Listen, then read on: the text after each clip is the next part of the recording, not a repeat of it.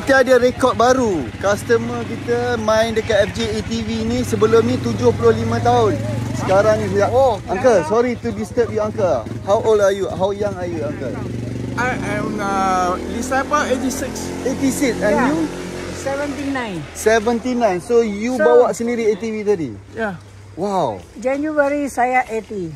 86 years old. Yeah. 86. You drive on your own all the way? Yeah. But my God, how was it? Someone help a little How was bit it? lah. From Singapore. From Singapore, how's the trail, Uncle? Tough lah.